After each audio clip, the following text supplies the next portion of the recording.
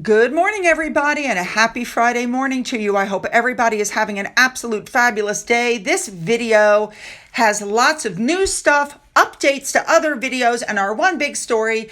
Meghan's dog died, and yet somehow the narcissist in her managed to turn the whole thing to her instead of the dog. We're going to cover all that. A big thank you to that one for the above photo. Let's jump in and get started, shall we? Let's go.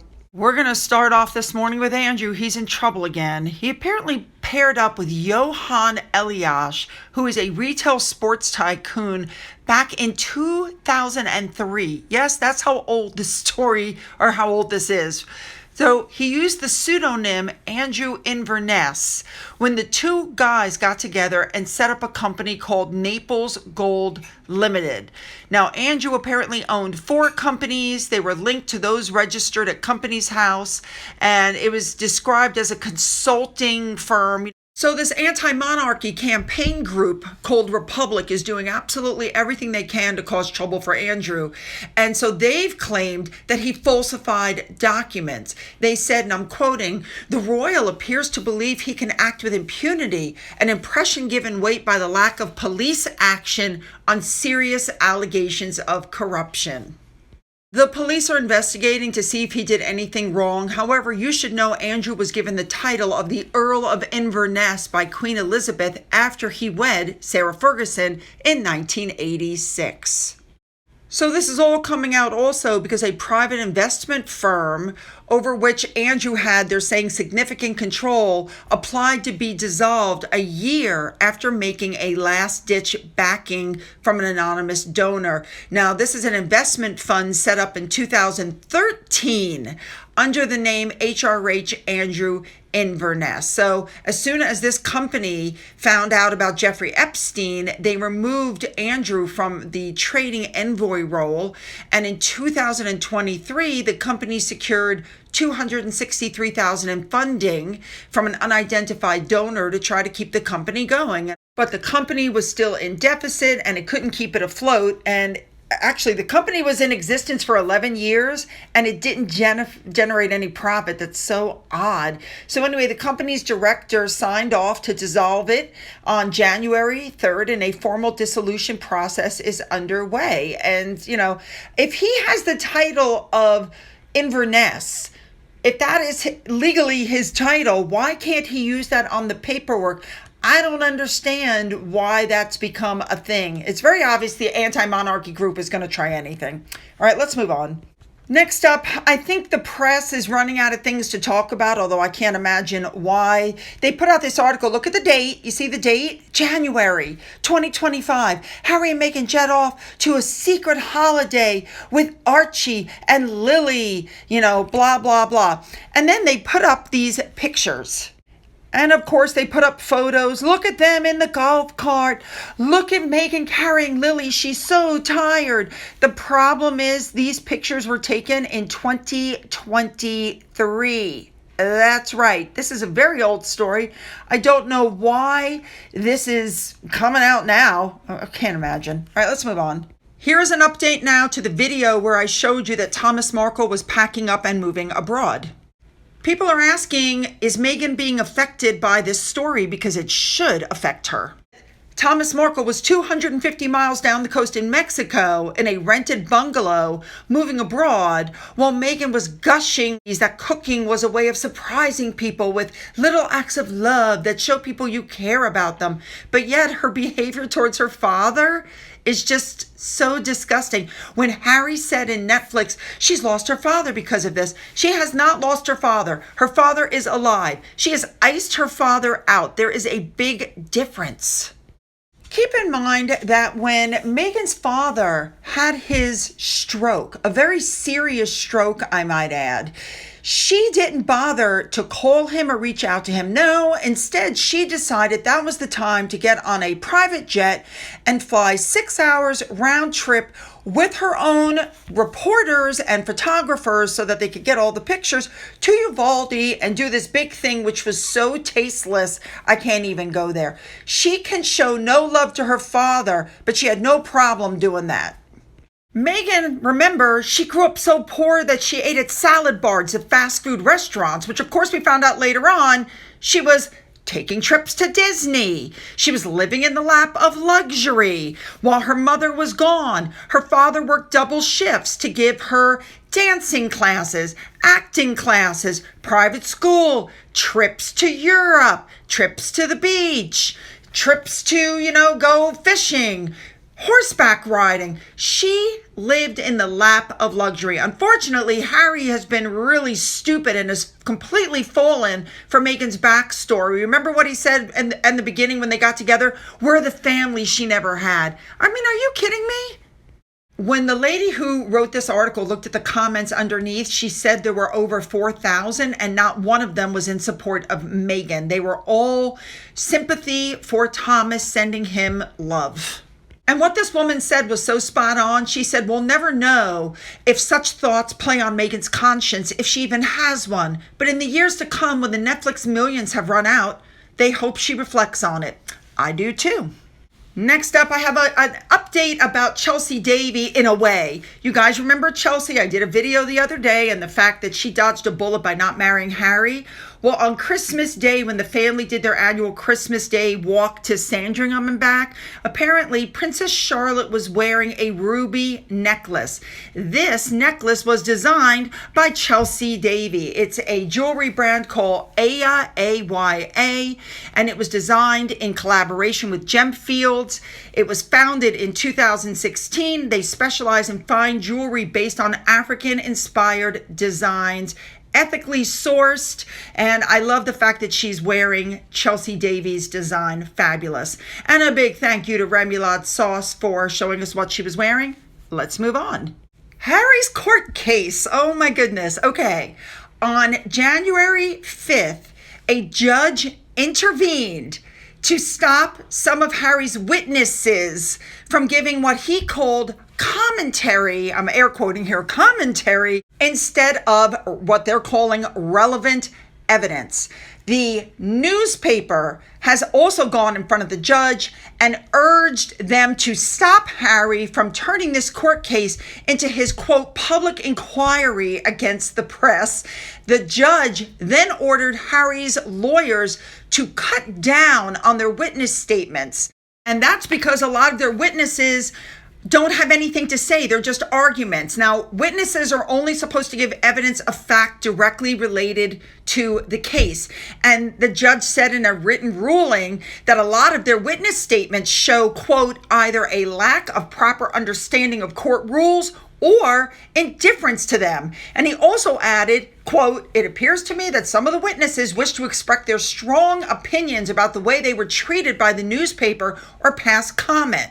Can you believe that? So Harry's lawyers should have excluded these people and have failed to do so. And so the judge said, you're going to have to cut these people out. Now, in the middle of all this, Harry is accusing Scotland Yard of, quote, turning a blind eye to Harry's phone hacking case against the Mirror Group newspaper more than a year after the High Court awarded him £150,000 in damages. Remember, he was suing for like £800,000 and he got absolutely nothing.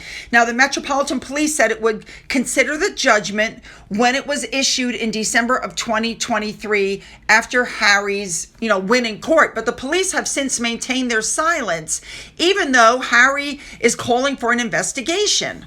The Metropolitan's only response to all of these inquiries is to say they are aware of the High Court judgment and they're not going to make any further, comments at this time. Harry wants them to, arrest them, do something with them. Harry is like mental. Harry's people are coming out going, it's a lack of response. It's very telling. Over a year has passed. No investigation, no prosecution. Yeah, maybe that's because people don't like Harry. Now, of course, everybody's like, is Meghan going with him? Of course not. Number one, it's dangerous. They're not getting their full security. We know that case is coming up soon as well. And so she's not going, number one, because of the security. Number two, her children need her. They have school. She has to do drop off and pick up. But maybe she has to get the milkshakes. Number three, she hates the UK. Number four, she has absolutely nothing to do with this case. There's no reason for her to be there at all. Before we get into the big story for today, there's one more story I want to cover. Here comes Oprah again. Oprah is now pushing Meghan's Netflix show. Now, we know that she gave, Meghan that platform to slam the royal family and tell all those lies that, of course, we've already debunked all that stuff. We all know that she made a ton of money, Oprah did, so that was not like done out of the goodness of her heart. We all know that Oprah was at the wedding of Harry and Meghan, even though she didn't know either one of them. We know that Oprah plugged that new coffee, the one with the lead in it. I've done multiple videos on that one already. So Oprah put this thing up on Oprah Daily before the Netflix show was even announced, trying to get people to go watch it. But it was met with a very frosty response. One person wrote, "Thanks for the invite, but I will decline. I would rather watch paint dry." And somebody else actually said to Oprah, "What is your involvement with Meghan Markle? You're so invested in her. What has she done to earn this support from the almighty Oprah Winfrey empire? There are many underfunded young women entrepreneurs that would love your support and financial backing." The truth of the matter is, I think Oprah saw royal family and dollar signs. You don't really see the two of them together. I think she puts out a few tweets here and there, but I think their relationship has actually cooled off and waned a bunch. She wasn't invited to Oprah's birthday party. She wasn't invited to Gayle King's birthday party. No, I don't think these two are the best of buddies anymore. I think this is strictly transactional, just like what happened with Tyler Perry. All right, let's get on to our big story for today. Let's move on now to our big story for today. First of all, we know that every single time Catherine's birthday comes around, they drop news, whether it be Megxit or The Spare or whatever. Now they've dropped the news that Guy died. Meghan's pet dog died. Now, I'm really sad for her. I know what it's like to lose a pet. We just lost Tigger. But she put out an Instagram post that was one of the most narcissistic videos I think I've ever seen. So let's talk about it. She starts off first with pictures of the dog. Very sweet. Now, these were all snaps that were taken before she met Harry. But as soon as she met Harry, she and Harry become the focal point of all the pictures, not the dog, okay? For instance, right here, the dog is not the main focus. Harry and Meghan are. Here's another picture, which, by the way, they also put up multiple pictures of the dog with his broken legs. We're going to cover that in a minute. But the dog's photos were obviously taken by her, taken by aides, taken by Harry. Like in this photo, where do you see the dog? This is all about the tree and Meghan. This is the weirdest picture to put into for a thing for your dog. You guys get what I'm saying? There's one part in the video that was obviously taken by an aide because they're standing outside while she snuggles and cuddles her dog with an apron on. And then she takes the camera and pans over and goes, "We're jamming," to show you guys that she's making jam, that she's cooking. Let me just tell you what I think, because in the majority of these pictures, and they're artistically done, Meghan is the focus, not the dog. And that's because narcissists use their pets to fulfill their needs for constant validation. These pets are seen as an extension of them. They enhance their self-image. They enhance their status. They overindulge in these pets. I'm not saying that this dog wasn't well taken care of, but like in this picture, you barely see the dog. There are a few weird shots, but the majority of the pictures are about Meghan and her family, not the dog. She made sure to throw pictures of the kids in there. We see Archie from behind. We see Lily from behind. She also, by the way, throws in some video of Archie in the car talking to her, and the two of them sing, "We love you, Guy. Oh, yes, we do. We don't love, when we're not near you." Guys know exactly what I'm talking about. So what do you do when you lose your dog? Well, for her, you call People Magazine and you leak it. But we don't really know when this dog passed, do we? The dog could have passed away months ago and she was hanging on to it to release it before Catherine's birthday. That's possible.